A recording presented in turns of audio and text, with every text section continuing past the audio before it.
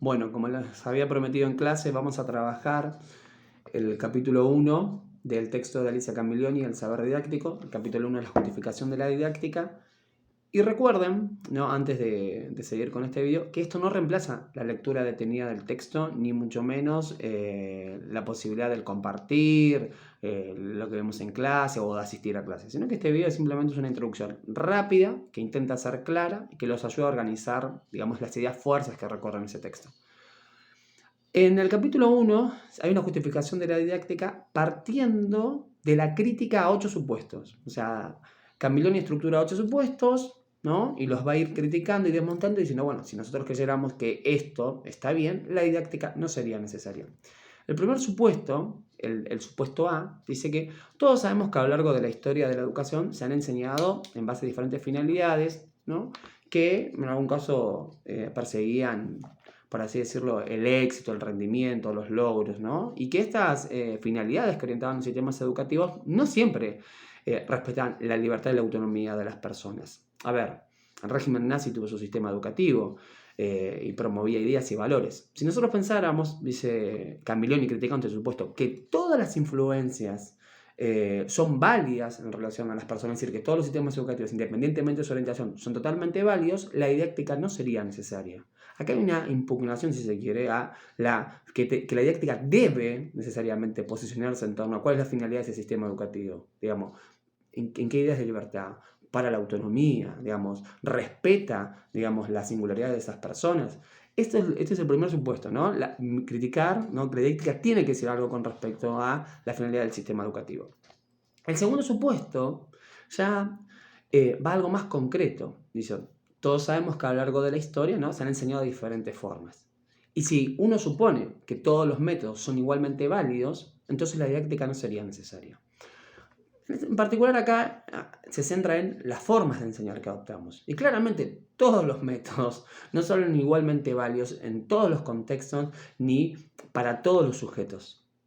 Entonces, la didáctica tiene mucho que decir, no solamente sobre la finalidad, que es el supuesto de los sistemas educativos, que es la crítica en el supuesto A, sino también sobre las formas de enseñar, los métodos de enseñanza que existen, porque ahí tenemos que ver dependiendo del contexto, dependiendo de las personas a las que va dirigida, las necesidades y demás. Entonces, esto es la segunda crítica. Bueno, si nosotros pensáramos que todos los métodos son válidos, la didáctica ahí no tiene mucho que aportar. Como en cambio sí tiene para decir cuál es el mejor método, en qué contexto, con qué recursos, qué actividades y demás, digo, aparece la importancia de la didáctica.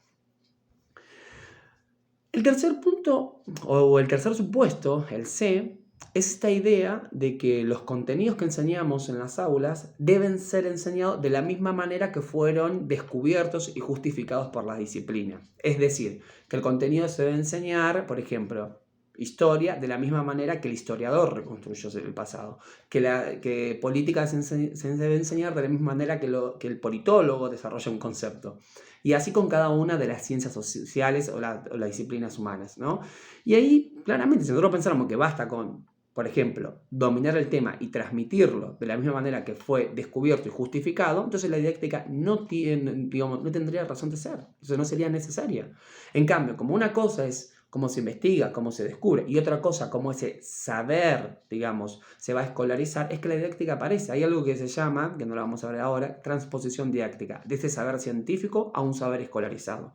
¿Cómo hacemos que eso, que fue pensado, descubierto por otras disciplinas, se convierte en un saber accesible para los y las estudiantes en las aulas, digamos? Entonces, si pensáramos que basta con la formación disciplinar y no con la didáctica justamente, entonces ahí la didáctica, vuelve reiteradamente a decir lo mismo, no sería necesaria. Entonces, como sabemos que sí, que no es lo mismo la forma en la que se descubre que la forma en la que se enseña un contenido, es que la didáctica cobre valor. Digo, va de alguna manera desmontando cada uno de estos supuestos. El supuesto D, que es el cuarto, ¿no?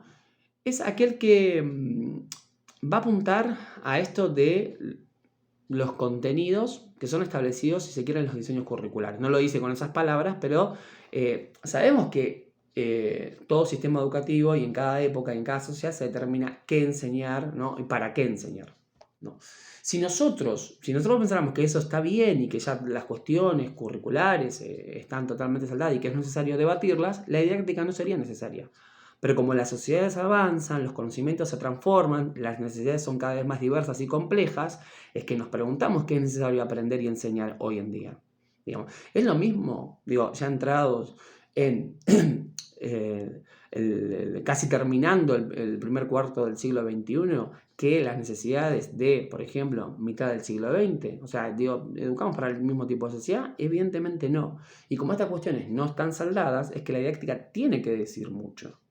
O sea, si repasamos brevemente, todo lo que dijimos hasta ahora uno es el supuesto de que cualquier finalidad educativa es válida, el otro habla sobre los métodos de enseñanza, los otros habla de la lógica disciplinar de los contenidos, o sea, si hay que enseñarlos de la misma manera, y sobre los diseños curriculares. El quinto supuesto nos habla de cómo la historia de la educación y la sociología de la educación nos demuestran que no todas las personas llegan, digamos, a aprender exactamente lo mismo, porque claro, existen, por así decirlo, condicionamientos sociales. Si nosotros pensáramos que no hay nada que se pueda hacer con esos condicionamientos sociales, que las condiciones sociales ya determinan la posibilidad de aprendizaje de una persona, es decir, determinan, no dije condición, determinan, que si dicen, bueno, vas a aprender esto y solamente vas a llegar a esto, entonces la didáctica no tendría nada que hacer. No tendría razón de ser. Pero como sabemos que aún en situaciones adversas queremos lograr que los y las estudiantes desarrollen habilidades cognitivas superiores, que puedan evaluar, crear, ¿no? Que puedan juzgar, que puedan hipotetizar, problematizar, es que entendemos que ahí la didáctica tiene razón de ser, que no puede quedar, por así decirlo, frente a la adversidad social. Bueno, no hay mucho más que hacer.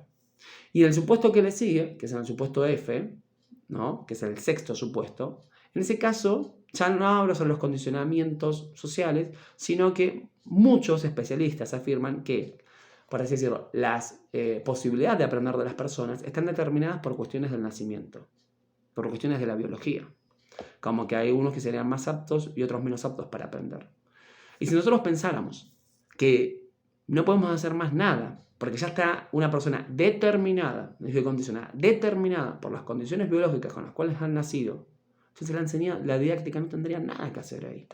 Pero como sabemos que sí, que más allá de las cuestiones biológicas con las que hemos nacido cada persona, tenemos cosas por hacer, podemos ampliar el conocimiento, debemos desarrollar habilidades cognitivas, y es la labor del profesor y la profesora, de cualquiera de las disciplinas que enseñemos.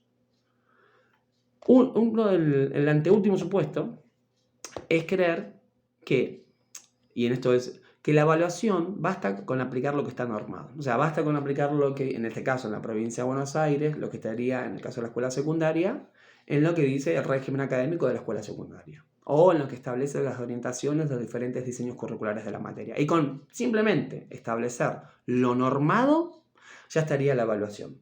Como sabemos que la mera aplicación de la norma no, por así decirlo, no resuelve todos los problemas de aprendizaje, es que la didáctica es necesaria, justamente porque no basta con aplicar lo que dice la norma, sino miramos el contexto nuevamente.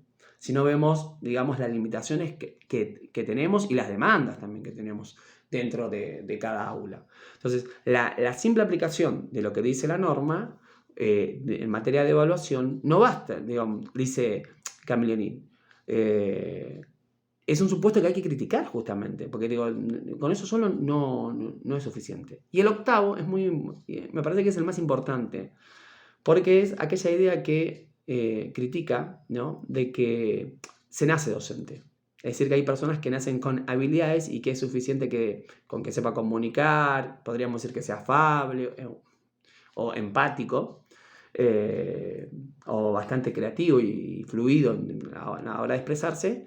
Y entonces, bueno, sería considerarse una cuestión intuitiva, ¿no? Si nosotros pensáramos que se nace docente y no que nos formamos como profesores y profesoras, entonces la didáctica no sería necesaria. No, nadie nace siendo docente. Nos formamos para ser profesores y profesoras. Tenemos la finalidad de manejar una disciplina en el sentido de dominar su objeto de estudio, o sea, cualquiera sea esta, y por otro lado, incorporamos formación pedagógica, formación didáctica para poder enseñar y democratizar el acceso a ese conocimiento. Quiero no extender más allá de los 12 minutos, leer algo que se lo decía en clase. La didáctica no es meramente instrumental. La didáctica no trata solamente de los métodos de enseñanza, es decir, de una selección de actividades o de estrategias para aprender y enseñar, sino que la didáctica tiene que ver con cuestiones que van más allá, que claramente incluye los métodos de enseñanza y aprendizaje, pero va más allá de eso. Y voy a leer al autor. Dice Camillioni: la didáctica renace hoy en día sobre la base de la crítica de los 8 supuestos que hemos enumerado. Por ejemplo, cuando nos preguntamos cuáles son los fines de la educación, cómo lograr estos fines, cómo enseñar a todos para que aprendan lo más importante y con los mejores resultados, cuál es el mejor diseño de los materiales que usan los profesores, cuál es la mejor forma de enseñar, seguramente las respuestas son, en una importante medida, responsabilidad de la didáctica. No se trata solamente de qué enseñamos, para qué enseñamos y cómo enseñamos. También se trata de la dimensión ética, también se trata de la dimensión política. La didáctica no es una disciplina o meramente práctica o meramente teórica. Es una disciplina del campo de las ciencias sociales. Y esto tiene que quedar claro. Incorporamos didáctica, o mejor dicho, nos formamos en la didáctica para lograr escenarios de aprendizaje en donde los y las estudiantes puedan adquirir y desarrollar habilidades, herramientas, conceptualizaciones. Bueno, intenté ser breve, perdón la extensión, pero espero que sirva de ayuda para poder navegar en este texto. Muchísimas gracias y nos estamos viendo en clase. Recuerden, esto no reemplaza la lectura.